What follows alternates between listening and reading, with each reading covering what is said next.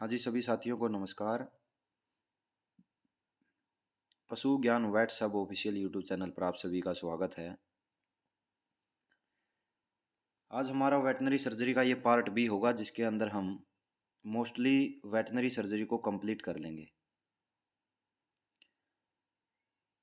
आज हम पढ़ने वाले हैं सिस्ट के बारे में। सिस्ट क्या होती है? Brownish and yellowish fluid in abnormal cavity, कि पशु के शरीर के ऊपर एक ऐसा ब्लाइंड सैक, ऐसी एबनॉर्मल कैविटी बन जाती है जिसके अंदर भूरे और पीले कलर का क्या होता है, फ्लूइड भर जाता है। यह फ्लूइड ब्राउनिश, येलोइश, चॉकलेट या फिर कॉफ़ी कलर का हो सकता है। कॉफ़ी कलर का हो सकता है। सिस्ट हमेशा नॉन इन्फ्लेमेटरी होती है। सिस्ट हमेशा नॉन इन्फ्लेमेटरी होती है। कल हमने सिस्ट और एब्सेस के बीच में डिफरेंस भी किया था। उसके अंदर भी बताया था कि सिस्ट हमेशा नॉन इन्फ्लेमेटरी होती है और सिस्ट को बनने के लिए टाइम लगता है। और सिस्ट होगी, जैसे एब्सेस को जब आप हाथ लगाते हैं तो दर्द महसूस होता है, लेकिन सिस्ट के अंदर दर्द महसूस नहीं होता। सिस्ट क्या होती है? फ्री फ्रॉम पेन होती है। तो सिस्ट के प्रकार देखते हैं कि सिस्ट कितने प्रकार की हो सकती है। Types of cyst. पहला होगा अनकैप्सुलेटेड सिस्ट। क्या होगा?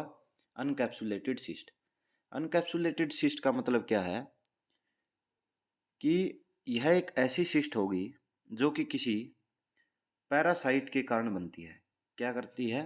एनकैप्सुलेटेड सिस्ट ऐसी सिस्ट होगी जो किसी पैरासाइट के कारण बनती है। पैरासाइट के कारण बनेगी। अब देखिए, या फिर कोई भी बाहर से कोई फॉरेन बॉडी है वो शरीर के अंदर चली जाती है, उसके कारण भी एनकैप्सुलेटेड सिस्ट बन सकती है। तो मोस्टली फॉरेन बॉडीज से या फिर पैरासाइट से एनकैप्सुलेटेड सिस्ट बनेगी। जैसे कि सी सेरिब्रैलिज के कारण गोट्स के अंदर क्या हो जाता है, गिड नामक बीमारी हो जाती है। एक होती है फाल्स गिड। फाल्स गिड भेड़ के अंदर ईस्ट्रस ओविज के कारण होती है। किसके कारण? ईस्ट्रस ओविज के कारण होगी। इक्याइनोकोकस का मतलब क्या होगा? इसका मतलब होगा कि यह डॉग्स के अंदर लंग्स और लीवर के अंदर सिस्ट बनाने का काम करती है। सिस्ट बनाने का काम करती है। एक है सिस्टिसर्कोसिस। सिस्टिसर्कोसिस क्या करेगी? मसल्स के अंदर सिस्ट बनाने का काम करती है। तो एनकैप्सुलेटेड सिस्ट वे सिस्ट होती है जो किसी फॉरेन बॉडी या फिर पैरासाइट के कारण बनती है, जैसे सी सेरिब्रैलिस जिसके कारण गिड, इक्याइनोकोकस जिसके कारण लंग्स और लीवर के अंदर, और सिस्टिसर्कोसिस जिसके कारण मसल्स के अंदर सिस्ट बन जाती है। नेक्स्ट आता है रिटेंशन सिस्ट। रिटेंशन सिस्ट कौन सी होती है? रिटेंशन सिस्ट ऐसी सिस्ट होंगी जो कि किसी की ग्लैंड्स के अंदर, या फिर हम इसको रिटेंशन सिस्ट को बोल सकते हैं salivary retention cyst. Salivary retention cyst. जो भी एक्सोक्राइन्स ग्लैंड होती है उनकी ट्यूबल्स के अंदर यह क्या करती है? ब्लॉकेज करने का काम करती है। Blockage of glands. Exocrine gland, exocrine glands या फिर सलाइवरी ग्लैंड्स की जो ट्यूबल्स होती है उसको ब्लॉकेज कम करके क्या करती है? सिस्ट बनाने का काम करती है। सिस्ट बनाने का काम करती है।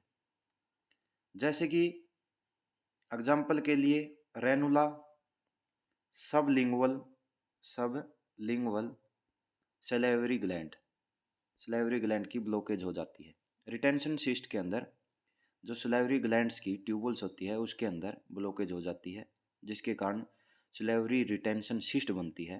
एग्जाम्पल के लिए रेनुला सबलिंगुअल सलाइवरी ग्लैंड्स के अंदर यह कंडीशन देखने को मिलती है। नेक्स्ट आता है हमारा हाइड्रोसिल। हाइड्रोसिल फिर या फिर इसको बोल सकते हैं एक्जुडेशन सिस्ट। एक्जुडेशन सिस्ट कोई भी नेचुरल कैविटी है, अगर उसके अंदर फ्लूइड भर जाता है, फ्लूइड भरने के कारण जो सिस्ट बनती है उसको क्या बोला जाता है? नेचुरल कैविटी के अंदर फ्लूइड भर जाने के बाद जो सिस्ट बनती है उसको हाइड्रोसिल या फिर एक्जुडेशन सिस्ट बोला जाता है, जैसे कि टेस्टिकल्स के अंदर। वैसे हाइड्रोसिल जो ये वर्ड यूज किया गया है, यह टेस्टिकल्स के अंदर फ्लूइड भरने के लिए ही यूज किया गया। जब फ्लूइड भर जाता है टेस्टिकल के अंदर तब हाइड्रोसिल वर्ड यूज किया जाता है। नेक्स्ट देखिए, नेक्स्ट आपका ड्रमोइड सिस्ट। ड्रमोइड डर्मिस से निकल रहा है कि यह स्किन के ऊपर कहीं ना कहीं सिस्ट देखने को मिलेगी। तो स्किन के नीचे जो सेबेशियस ग्लैंड्स होती है उसके अंदर जब फ्लूइड भर जाता है, fluid in sebaceous gland under skin, तो उसको बोला जाता है डर्मोइड सिस्ट। क्या? Dermoid cyst. नेक्स्ट आता है डेंटिजियस सिस्ट। डेंटिजियस डेंटल, डेंटल मतलब कि टीथ या गम के अंदर जब फ्लूइड भर जाता है उसको डेंटिजियस सिस्ट बोलते हैं। Consul cyst. कॉन्सल सिस्ट घोड़ों के अंदर देखने को मिलती है अंडर द ईयर, ईयर के नीचे घोड़ों के अंदर देखने को मिलती है। जो ड्रमोइड सिस्ट थी, जो हमने बताया था कि ड्रमिस के नीचे सेबेशियस ग्लैंड के अंदर जब फ्लूइड भर जाता है, तो जो ड्रमोइड सिस्ट है यह सबसे ज़्यादा कैमल के अंदर देखने को मिलती है। कहाँ पर देखने को मिलती है? कैमल के अंदर सबसे ज़्यादा ड्रमोइड सिस्ट देखने को मिलती है। कहाँ पर? कैमल की नेक के ऊपर, कैमल की गर्दन के ऊपर। Consul cyst. कॉन्सल सिस्ट होगा under the year in horse's, horse's के नीचे, कानों के नीचे कॉन्सल सिस्ट देखने को मिलती है। नेक्स्ट आती है कंजनाइटल सिस्ट। कंजनाइटल सिस्ट कहाँ देखने को मिलेगी? अम्बिलिकल कॉर्ड के अंदर। यह जन्म से ही सिस्ट होगी, जैसे अम्बिलिकल कॉर्ड के पास, अम्बिलिकल कॉर्ड के पास।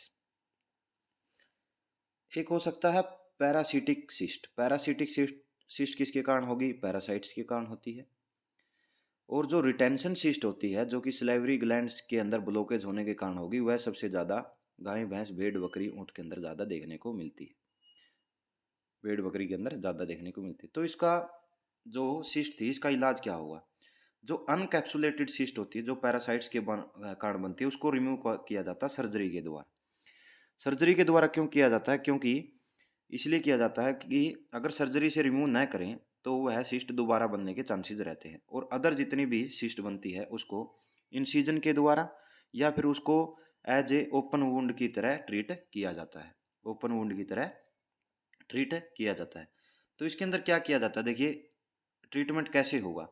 जो सिस्ट बनती है वहाँ पर क्रिस क्रॉस इंसिजन दिया जाता है। क्रिस क्रॉस इंसिजन दिया जाता है, जैसे हमने एब्सेस के अंदर दिया था। क्रिस क्रॉस इंसिजन दे दिया। क्रिस क्रॉस इंसिजन देने के बाद किसी भी एंटीसेप्टिक सॉल्यूशन से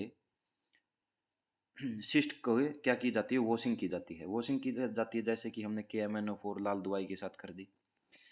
उसके बाद गोज पीस को टिंचर आयोडीन के अंदर भिगोकर उस सिस्ट के अंदर लगाया जाता है। उस सिस्ट को क्या किया जाता है? साफ किया जाता है, या फिर गोज पीस को सिस्ट के अंदर डाले जाते हैं। और 3 से 4 दिन एंटीबायोटिक्स या फिर एनाल्जेसिक का यूज किया जाता है। तो ये होता है आपका सिस्ट। जो जो इम्पोर्टेंट पॉइंट बनते हैं वे हमने कर लिए। इसके अलावा हम करते हैं हीमोटोमा। हीमोटोमा क्या होता है कि ब्लड इन एबनॉर्मल कैविटी, शरीर के अंदर कहीं पर कैविटी के अंदर जब ब्लड भर जाए तो उसको बोला जाता है हीमोटोमा। हीमो का मतलब ब्लड होता है, तो शरीर के अंदर कहीं पर भी जब एबनॉर्मल कैविटी के अंदर ब्लड भर जाता है तो उसको बोला जाता है हीमोटोमा। तो सबसे ज़्यादा हीमोटोमा, ईयर हीमोटोमा देखने को मिलता है किसके अंदर? डॉग्स के अंदर। डॉग्स के अंदर सबसे ज़्यादा हीमोटोमा देखने को मिलता है। इसके अंदर हम क्या करेंगे? डॉग्स के जो ईयर्स होते हैं वहाँ पर उसको रप्चर करते हैं, या फिर वहाँ पर इंसिजन देकर जो भी ब्लड होगा उसको बाहर निकालते हैं, और फिर उसको एक ओपन वुंड की तरह उस केस को ट्रीट किया जाता है। अब हमारा जो सर्जरी का इम्पोर्टेंट जो एक पार्ट बनता है वुंड के बारे में पढ़ेंगे। यहाँ से क्वेश्चन देखने को ज़रूर मिलेगा आपको, और जितने भी इम्पोर्टेंट पॉइंट्स बन रहे हैं वे हम आपको यहाँ पर नोट डाउन करवा रहे हैं। और इस बात की मैं आपको उम्मीद दिलाता हूँ कि जितने मेन पॉइंट्स हम करवा रहे हैं हमारे लेक्चर के अंदर, उससे बाहर आपको कोई भी क्वेश्चन देखने को नहीं मिलेगा। 90% हमारी वीडियो के अंदर से ही देखने को मिलेगा। आज तक हमने जितनी भी टेस्ट सीरीज की है, जितने भी क्वेश्चन पेपर करवाए हैं जो बाहर आज तक हुए हैं, आपने देखा भी होगा। तो मोस्टली आपने देखा होगा कि क्वेश्चन वही है जो हमने अभी तक वीडियोज़ के अंदर करवाए हुए हैं, या फिर हमने ओरली किसी क्वेश्चन को करवाया है उसके अंदर बताया हुआ है। तो अब हम वुंड के बारे में पढ़ते हैं। देखिए वुंड के बारे में, वुंड और फ्रैक्चर के अंदर एक ही अंतर है कि जो फ्रैक्चर होगा उसका मतलब होता है अगर ब्रेकेज हो जाए कंटिन्यूटी के अंदर, बोन्स की कंटिन्यूटी के अंदर, अगर बोन्स की कंटिन्यूटी के अंदर कोई भी ब्रेकेज आ जाता है तो उसको बोला जाता है फ्रैक्चर। लेकिन वुंड किसको बोला जाता है? जब ब्रेकेज आ जाए किसकी? Continuity of soft tissue. Soft tissue की कंटिन्यूटी के अंदर जब ब्रेकेज आ जाता है उसको वुंड बोला जाता है। तो वुंड होते कितने प्रकार के हैं? वुंड आपके दो प्रकार के होते हैं, एक होता है ओपन वुंड, एक होता है आपका closed wound. Closed wound, closed wound कहाँ पर होगा? क्लोज वुंड का मतलब होगा यह अंडर द स्किन, किसी भी चोट वगैरह लगने के कारण, ड्यू टू ट्रामा उसके कारण बनता है, ड्यू टू ट्रामा उसके कारण बनता है।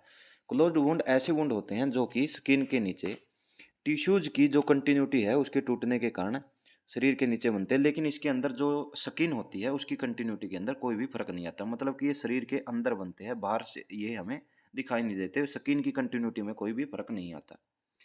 एक होता है आपका ओपन वुंड। ओपन वुंड कौन से होंगे? ये ऐसे वुंड होते हैं जिसके अंदर शरीर के अंदर तो घाव होगा ही, लेकिन जो स्किन की कंटिन्यूटी है वह भी टूट जाती है, उसको बोला जाता है क्या? Open wound. अब हम पढ़ते हैं ओपन वुंड के बारे में।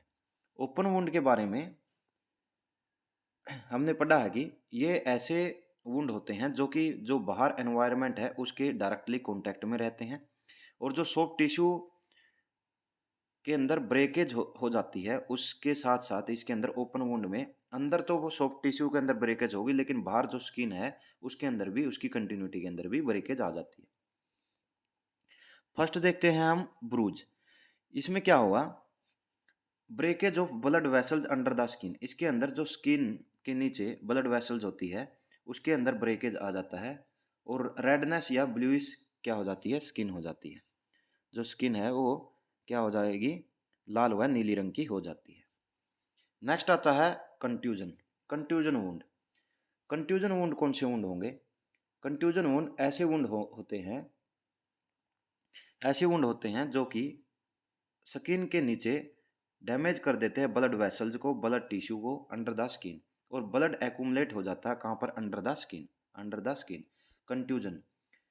कंट्यूजन वुंड के अंदर और ब्रूज के अंदर अंतर क्या है कि ब्रूज के अंदर ब्रेकेज हुई थी ब्लड वेसल्स की अंडर द स्किन, लेकिन कंट्यूजन के अंदर डैमेज हो जाती है, ब्रेकेज हो जाती है ब्लड वेसल्स और टिश्यू अंडर द स्किन, और वहां पर क्या होता हो जाता है? ब्लड इकट्ठा हो जाता है, ब्लड क्या हो जाता है? इकट्ठा हो जाता है, और जो स्किन होती है वह नीले रंग की पड़ जाती है, नीले रंग की पड़ जाती है। इसके अंदर क्या होगा?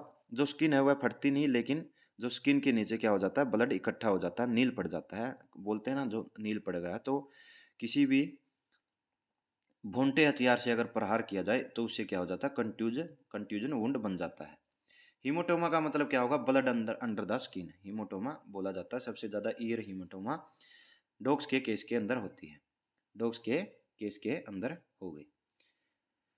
अब देखिए इसके अलावा ओपन वुंड के हम टाइप्स पढ़ते हैं कि ओपन वुंड के टाइप्स क्या क्या होंगे। ये हमने पढ़े थे क्लोज्ड वुंड के बारे में। क्लोज्ड वुंड के बारे में ट्रीटमेंट और देख लीजिए, ट्रीटमेंट कैसे करते हैं। काउंटर इरिटेंट की सहायता से, जैसे टिंक्चर ऑफ आयोडीन, इनकी सहायता से, आयोडेक्स या टीटी ऑयल की सहायता से, इसके द्वारा क्रोनिक जो कंडीशन होती है उसको एक्यूट कंडीशन के अंदर भी लाया जा सकता है काउंटर इरिटेंट की सहायता से। जैसे हम आयोडेक्स यूज करते हैं ताकि वहाँ से जो ब्लड इकट्ठा हुआ था स्किन के अंदर वो क्या हो जाए? अलग अलग हो जाए, या फिर एक्यूट कंडीशन के अंदर आ जाए, जो क्रोनिक कंडीशन के अंदर था वह एक्यूट कंडीशन के अंदर आ जाए। जो ब्रूज और हमने क्या पढ़ा था? ब्रूज के बारे में और कंट्यूजन वुंड के बारे में पढ़ा था। उसके अंदर हम हॉट या कोल्ड क्या करते हैं? हॉट या कोल्ड वाटर से उस घाव की क्या करते हैं? सिकाई करते हैं। लेकिन जब स्किन के ऊपर हम क्या लगाते हैं? काउंटर इरिटेंट्स का यूज करते हैं, काउंटर इरिटेंट्स का यूज करते हैं स्किन के ऊपर। और ब्रूज और कंट्यूजन के अंदर हम गर्म व ठंडे पानी से क्या करते हैं? सिकाई करते हैं। अब हम बात करते हैं ओपन वुंड्स की। क्या करते हैं? ओपन वुंड्स की बात करते हैं। ओपन वुंड्स के अंदर हम सबसे पहले पढ़ेंगे एब्रेजन के बारे में। एब्रेजन का मतलब क्या होता है? Removal of upper layer of skin. Skin की जो अपर लेयर होती है, जैसे हम कहते हैं ना खरोंच लगना, खरोंच लगना यही होता है एब्रेजन, कि इसके ऊपर जो स्किन की ऊपर वाली लेयर होती है वो क्या हो जाती है? उसके ऊपर डिसकंटिन्यूटी देखने को मिलती है, डिसकंटिन्यूटी देखने को मिलती है। जैसे कि किसी भी हार्ड सरफेस के ऊपर फिसलने से या फिर रगड़ने से जो स्किन की ऊपर वाली लेयर हो जाती है, वो ऊपर वाली लेयर उतर जाती है, उसको क्या बोला जाता है? एब्रेजन बोला जाता है। नेक्स्ट आता है हमारा incised would wound. Incised wound का मतलब क्या है? इसके अंदर जो वुंड बनेगा वह किसी भी शार्प या फिर हम बोल सकते हैं कि जो जिसका बेस होगा वह कैसा होगा? शार्प होगा, नुकीला हथियार होगा, तेज धारदार हथियार होगा, उसके कारण इनसाइड वुंड बनता है, जैसे कि बीपी ब्लेड के कारण या फिर चाकू के कारण, ब्लेड के कारण, स्वॉर्ड या तलवार के कारण। कहने का मतलब कि इनसाइड वुंड ऐसे वुंड होते हैं जो कि तेज धारदार वस्तु से बनते हैं। ऐसे वुंड्स के अंदर क्या होगा? जो टिश्यूज होते हैं उनका तो कम नुकसान होता है, लेकिन जो टिश्यूज के जो किनारे होंगे वह क्या रहते हैं? कंटिन्यूस रहते हैं, और ये वुंड सूचरिंग के द्वारा जल्दी ही भर जाते हैं, सूचरिंग के द्वारा भर जाते हैं जल्दी ही। तो तेज धारदार वाले हथियार से, जैसे चाकू, ब्लेड, तलवार से कौन से घाव होते हैं? इनसाइड वुंड होते हैं। इनके अंदर टिश्यूज का नुकसान कम होता है और ये जल्दी ही सूचरिंग से क्या हो जाते हैं? भर जाते हैं। नेक्स्ट आता है पेनिट्रेटिंग। पेनिट्रेटिंग वुंड कौन से वुंड होंगे? यह ऐसे वुंड होते हैं जो कि लंबे नुकीले इंस्ट्रूमेंट के द्वारा जब शरीर के अंदर घुसा दिए जाते हैं, उनके कारण क्या हो जाते हैं? टिश्यूज का नुकसान हो जाता है, जैसे कि पशुओं के सींग से होने वाला जो घाव होगा वह क्या कहलाता है? पेनिट्रेटिंग। कांच के कारण ऐसे घाव क्या कहलाते हैं? पेनिट्रेटिंग कहलाते हैं। नुकीले हथियारों से बनने वाले घाव पेनिट्रेटिंग घाव होते हैं। जैसे कि किसके कारण हो सकता है? कील के कारण, पेचकस के कारण, ओलपिन के कारण या फिर पशु के हॉर्न्स के कारण ऐसे घाव को पेनिट्रेटिंग घाव बोलते हैं। लैसिरेटेड वुंड कौन से होते हैं? लैसिरेटेड वुंड ऐसे वुंड होंगे जो कि कंटीले तारों से होते हैं। कंटीले तारों से, जैसे कि खेत के चारों तरफ बाड़ लगी होती है, कंटीले तार लगे होते हैं, उसके कारण लैसिरेटेड वुंड हो सकते हैं। यह वुंड कटे फटे होते हैं, अनियमित होते हैं, जिग जैग होते हैं। जैसे कि बकरी के अंदर, जब बकरी के अंदर मोस्टली देखने को मिलता है, इसके जो बकरी के टिट्स होते हैं वहाँ पर कटीले तारों से जो टिट्स होंगे वे क्या हो जाते हैं? फट जाते हैं। गन शॉट एंटरिंग पॉइंट पे ऊपर जो होल बनेगा वह क्या होगा? उसका जो डायमीटर होगा कम होगा, लेकिन बाहर जहाँ से निकलती है तो वहाँ का डायमीटर क्या होता है? यहाँ पर ज़्यादा देखने को मिलता है। गन शॉट या फिर गन बुलेट होगा, उससे क्या होगा? ये वुंड देखने को मिलता है, देखने को मिलता है। नेक्स्ट देखिए, नेक्स्ट आपका एवुल्जन। एवुल्जन ऑफ हॉर्न एंड हुप्स, इसका मतलब क्या होगा?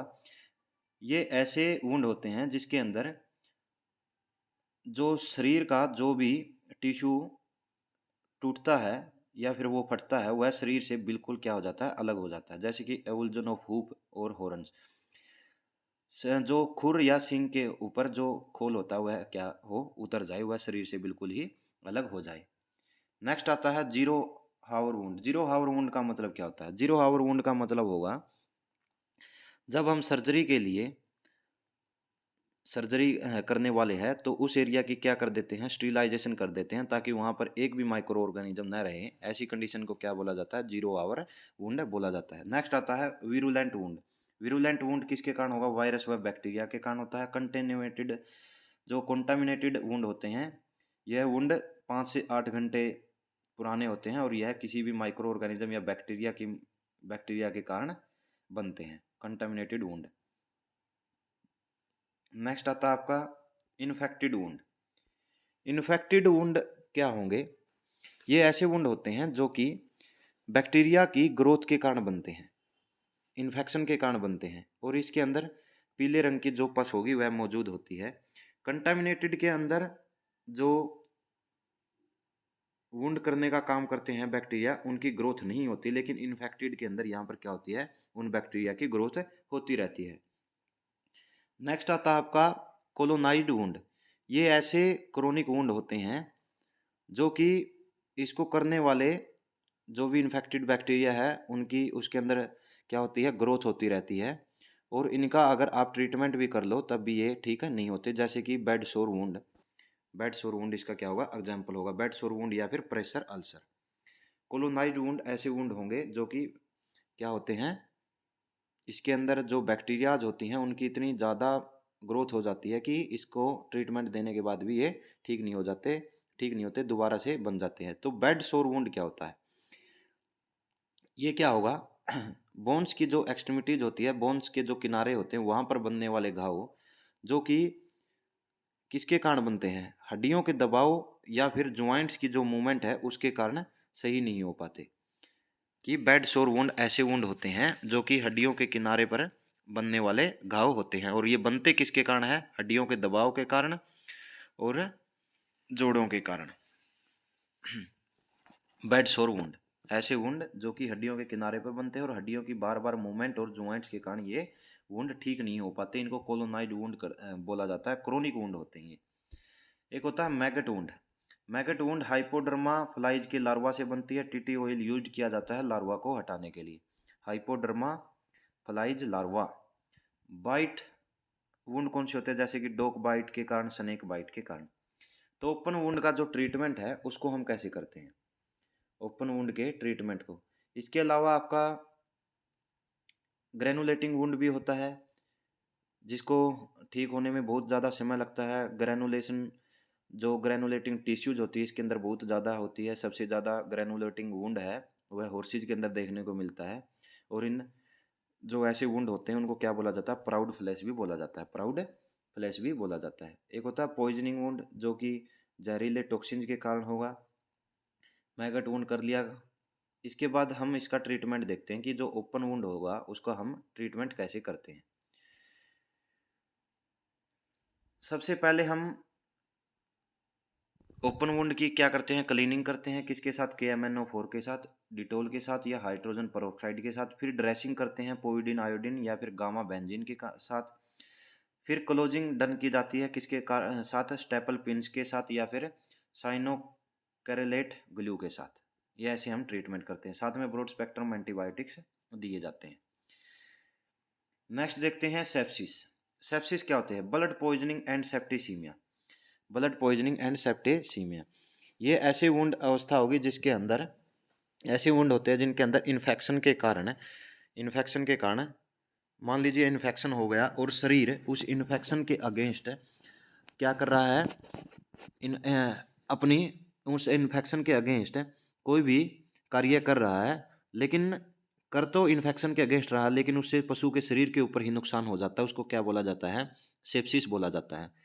कि यह एक ऐसी कंडीशन होगी जिसके अंदर जो शरीर है वह इन्फेक्शन के अगेंस्ट लड़ने की तैयारी कर रहा है, लड़ने के उसके अगेंस्ट रिस्पॉन्स दे रहा है उस इन्फेक्शन के अगेंस्ट, लेकिन उसकी जो उसने एक्शन लिया उसके कारण उसके खुद के शरीर के ऊपर क्या हो जाता है? नुकसान हो जाता है। जैसे कि blood poisoning, septicaemia, haemorrhagic septicaemia इसी के कारण बोला गया था कि ब्लड के अंदर इन्फेक्शन का पहुंचना। इसके अंदर जो सिम्टम देखने को मिलते हैं वो क्या होगा? फीवर हो जाएगा, increase respiration rate, blood pressure है वो लो हो जाएगा, death due to septicemic shock. Etiology क्या हो सकती है? Bacteria, fungus, protozoa, lung, brain, urinary system, heart, tract, इसके ऊपर क्या करता है? इफेक्ट डालता है। 80% मोर्टेलिटी इसके अंदर देखने को मिलती है। ट्रीटमेंट करते हैं IV फ्लूइड के साथ, ब्रॉड स्पेक्ट्रम एंटीबायोटिक के साथ, कोर्टिकोस्टेरॉइड, लाइफ सेविंग ड्रग्स जैसे कि डेक्सामेथासोन। नेक्स्ट टर्म आती है हमारा एसेप्सिस। एसेप्सिस का मतलब क्या होगा? यह दो प्रकार की होती है। इसके अंदर क्या होता है? जो लिविंग टिश्यू होगी, लिविंग टिश्यू का यूज करके जो बैक्टीरिया क्या करते हैं? बीमारी लाने का काम करते हैं, उनको ये क्या कर देती है? खत्म कर देती है। दो प्रकार की होगी। एसेप्सिस का मतलब क्या होगा? ए से एब्सेंट, सेप्सिस का मतलब इन्फेक्शन, की वहां पर इन्फेक्शन क्या होता है? एब्सेंट होता है। दो प्रकार की होगी, मेडिकल या फिर क्लिनिकल या फिर सर्जरिकल।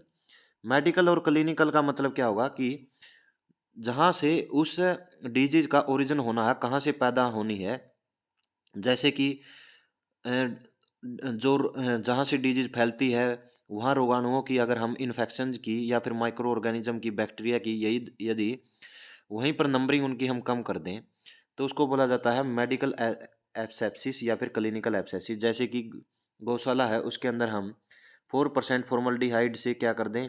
वहाँ पर स्प्रे कर दें, या फिर DDT का छिड़काव कर दें रेनी सीजन के अंदर गलियों में, या फिर साइपरमेथ्रिन का छिड़काव कर दे पशुओं के बाड़े में, जिसको क्या बोला जाता है, एक्रीसाइड्स बोला जाता है, एक्रीसाइड्स भी बोला जाता है। तो इससे क्या हो जाएगा, जो बैक्टीरिया होंगे बीमारी को लाने वाले उनकी कमी हो जाएगी। वैसे ही एक होता है सर्जिकल एब्सेप्सिस। सर्जिकल के अंदर क्या होगा, इसके अंदर हम हॉस्पिटल के अंदर जहाँ पर ऑपरेशन करना होता है उस एरिया को क्या करते हैं, बैक्टीरिया से फ्री करते हैं, फ्री ऑफ बैक्टीरिया करते हैं, उसको बोला जाता है सर्जिकल एसेप्सिस। नेक्स्ट हम करते हैं एंटीबायोटिक्स के बारे में। एंटीबायोटिक्स वे होंगे जो कि लिविंग जो भी सरफेस होगा उसके ऊपर बैक्टीरिया की या माइक्रो ऑर्गेनिज्म की ग्रोथ को क्या करते हैं, कम करते हैं। एंटीसेप्टिक्स के रूप में कैमेनोफोर, Dettol, hydrogen peroxide, povidone, iodine, boric acid और इथाइल अल्कोहल होता है। डिटोल के अंदर क्लोरोजाइलिनोल होगा और सेवलोन के अंदर क्लोरहेक्सिडिन होता है, क्लोरहेक्सिडिन होता है। डिसइंफेक्टेंट्स नॉन लिविंग सरफेस के ऊपर formalin, phenyl, chlorine gas, bleaching powder, sodium hypochloride ये यूज किए जाते हैं। नेक्स्ट आता है हमारा फायरिंग। फायरिंग के अंदर क्या होगा, फायरिंग मेनली इन हॉर्सेज के अंदर की जाती है, यूज्ड एज काउंटर इरिटेंट के अंदर यूज की जाती है और 1960 के अंदर इसको क्या कर दिया गया था, बैन कर दिया गया था, बैन कर दिया गया था। इसके अंदर हम क्या करते हैं, फायरिंग को दागना या थर्मोकोटरी भी बोला जाता है। पहले इलाज के लिए ये यूज की जाती थी, जिसके अंदर हम क्रोनिक जो पेन होता था उसको एक्यूट पेन के अंदर क्या करते थे, कन्वर्ट करते थे फायरिंग के द्वारा। 3 प्रकार की होती है फायरिंग, जिसके अंदर बर्निंग, फ्रीजिंग और एसिडिक होगी। हॉर्सेज के अंदर बाउड टेंडन, जिसका मतलब क्या होगा, a bowed tendon is located in the front limb, आगे वाले टांगों के अंदर होता है। This is the deep and superficial flexor tendon that run down the back of the limb and can cause lameness, lameness करने का काम करता है। वहाँ पर हम इसका यूज करते हैं। स्प्लिन ट्रीटमेंट के अंदर भी हम फायरिंग का यूज करते हैं। फायरिंग का यूज बर्निंग के अंदर कैसे करेंगे, बर्निंग के अंदर हम फायरिंग जो भी रोड होगी उसको गर्म करते हैं। फ्रीजिंग के अंदर हम जो फायरिंग रोड होगी उसको लिक्विड नाइट्रोजन के अंदर डुबोकर यूज करते हैं। और एसिडिक के अंदर हम फायरिंग रोड को एसिड के अंदर डुबोकर, जैसे H2SO4 और HCl ऐसे ही यूज करेंगे। फायरिंग एक होती है सुपरफिशियल। सुपरफिशियल का मतलब क्या होगा, जो स्किन का जो आउटर सरफेस होता है वहाँ पर क्या करते हैं, जो फायरिंग रोड है उसका यूज करते हैं। तो जो फायरिंग रोड हम स्किन के बाहर यूज कर रहे हैं उसको बोला जाएगा सुपरफिशियल, सुपरफिशियल फायरिंग। और सुपरफिशियल जो फायरिंग रोड होगी जो सुपरफिशियल के अंदर यूज करते हैं उसका जो सिरा होता है वो कैसा होता है, राउंड होता है। कैसा होगा, राउंड होगा। एक होता है blunt point firing. Blunt point firing के अंदर क्या करेंगे हम, इसके अंदर स्किन के अंदर तक फायरिंग करते हैं और जो फायरिंग का सिरा होगा वो कैसा होगा, ब्लंट होता है। क्या होता है, ब्लंट होता है। नीडल फायरिंग के अंदर हम अंदर तक जाते हैं बिल्कुल घाव के, तो कहाँ क्या यूज किया जाता है, यहाँ पर नीडल का यूज किया जाता है। या फिर छड़ का जो सिरा होगा वह कैसा होता है, नुकीला होता है। इसी में हम स्किन को अंदर तक जलाते हैं और मोस्टली रोड के जगह हम यहाँ पर किसका यूज करते हैं, नीडल्स का यूज करते हैं। नेक्स्ट आता है एम्पुटेशन ऑफ टेल। लैम्स के अंदर यह 1 से 2 वीक्स के अंदर की जाती है और एम्पुटेशन ऑफ टेल्स डोकिंग भी बोला जाता है। क्रॉपिंग 1960 के अंदर क्या कर दी गई थी, बैन कर दी गई थी लैम्स के अंदर। और जो पप्स होते हैं उनके अंदर यह 3 से 5 दिन के ऊपर कर दी जाती है। ईयर क्रॉपिंग जो कि कॉस्मेटिक सर्जरी के रूप में की जाती थी उसको 1960 के अंदर क्या कर दिया गया, बैन कर दिया गया। डैगनाला डिजीज देखिए, अगर आपने फंगस आपके पशु ने फंगस लगा हुआ खाना खा लिया या फिर जो बहुत ही पुरानी तूड़ा था उसको खा लिया तो उसके कारण क्या हो जाता है, टेल गैंग्रीन हो जाती है। तो टेल गैंग्रीन हो जाती है तो पूंछ है जो वह क्या लगती है, सूखने लगती है, उसको बोला जाता है डैगनाला डिजीज। इसके अंदर हम क्या करते हैं, एपिड्यूरल एनेस्थीसिया देते हैं लास्ट सैक्रम और फर्स्ट कोक्सीजिल के बीच में, या फिर फर्स्ट और सेकंड कोक्सीजिल के बीच में एपिड्यूरल यूज करते हैं। जाइलोकैन 2%, लिगनोकैन 5%। क्या करेंगे, पूंछ के ऊपर वाले हिस्से पर टोर्निकेट बांध देंगे जिससे कि ब्लड सप्लाई रुक जाएगी। फिर वी शेप का इंसिजन देते हैं और फिर सिंपल इंटरप्टेड सूचर्स लगाते हैं।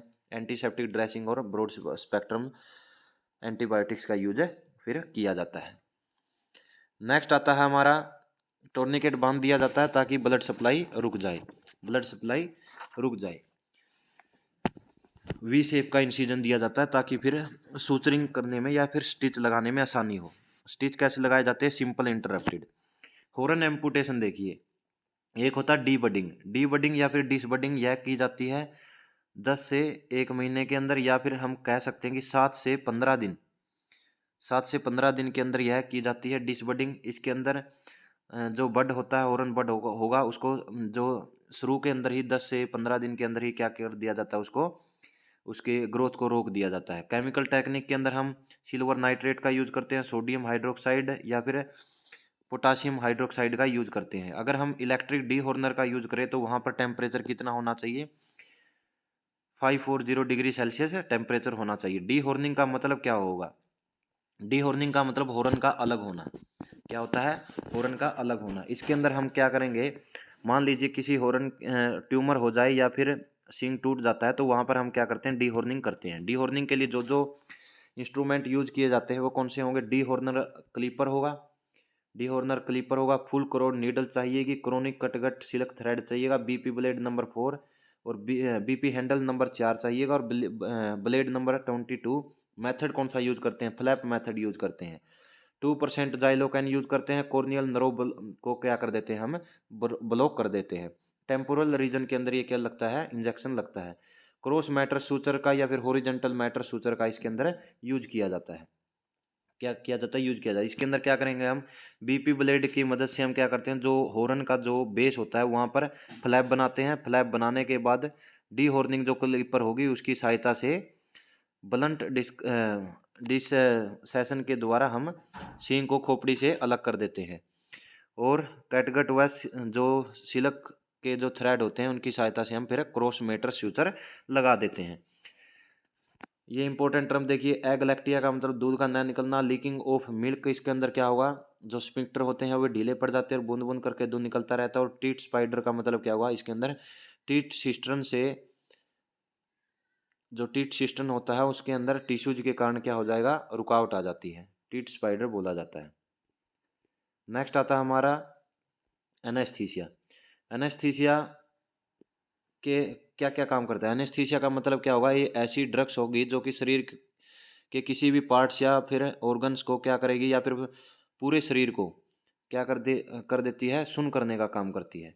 काम कितने प्रकार से करती है, एनाल्जेसिया का काम करेगी दर्द कम करने का, या फिर क्या काम करेगी, यह पैरालाइज का मतलब कि जो मसल्स होती है उनको शांत करने का काम करती है।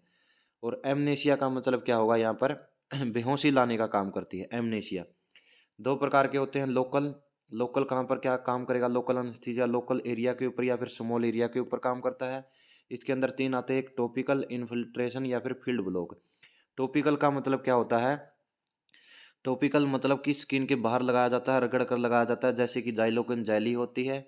इनफिल्ट्रेशन का मतलब क्या होगा, इसको हम L, T और C शेप के अंदर लगाते हैं, सब कुटेनियस। और फील्ड ब्लॉक के अंदर क्या करेंगे, हम उस घाव के चारों तरफ क्या कर देते हैं, उसको ब्लॉक कर देते हैं, चारों तरफ लगाते हैं। लोकल एनेस्थीसिया के एग्जांपल देखिए, 2% जाइलोकेन, 5% लिग्नोकेन, प्रोकेन, कोकेन, ब्यूटाकेन और टेट्राकेन। एक होता है आपका रीजनल एनेस्थीसिया, जो कि मेजर पार्ट को क्या करता है, रीजनल एनेस्थीसिया बड़े भाग को क्या करेगा, सुन करने का काम करता है। रीजनल के अंदर हम कौन कौन से यूज करते हैं, जैसे कि एपिड्यूरल एनेस्थीसिया। एपिड्यूरल एनेस्थीसिया कहाँ पर लगाते हैं, लास्ट सैक्रम और फर्स्ट कोक्सीजिल के बीच में, या फिर फर्स्ट कोक्सीजिल और सेकंड कोक्सीजिल के बीच में।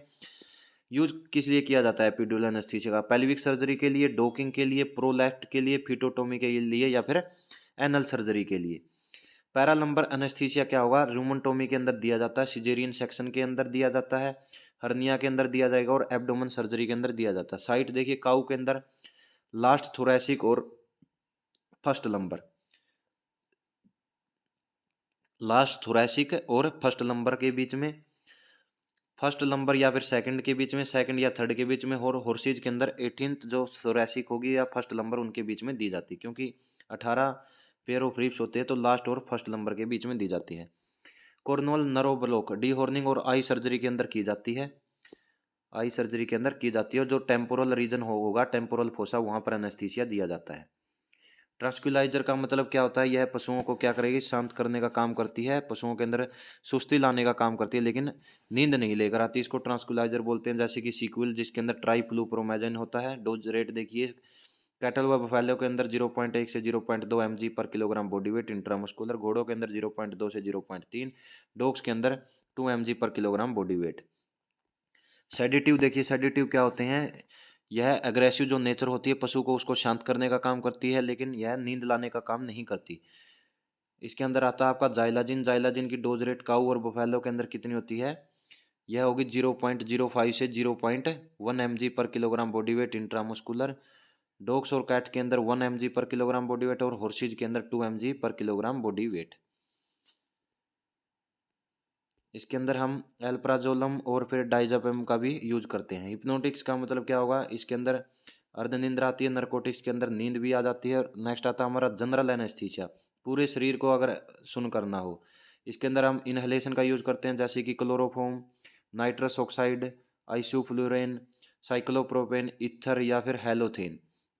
क्लोरोफॉर्म को हमेशा अंधेरे वाले जगह पर रखना चाहिए और ब्लैक बोतल्स के अंदर अंदर रखना चाहिए, क्योंकि ये क्या होती है, जब यह ऑक्सीजन के साथ या फिर सूरज जो कहने का मतलब सनलाइट के साथ रिएक्शन करती है तो यह फॉस्जिन गैस बना लेती है, जो कि एक जहरीली गैस है। इसलिए इसको डार्क और ब्लैक बोतल्स के अंदर रखा जाता है। Chloroform, nitrous oxide, ether, halothane, cyclopropane और आइसोफ्लुरेन।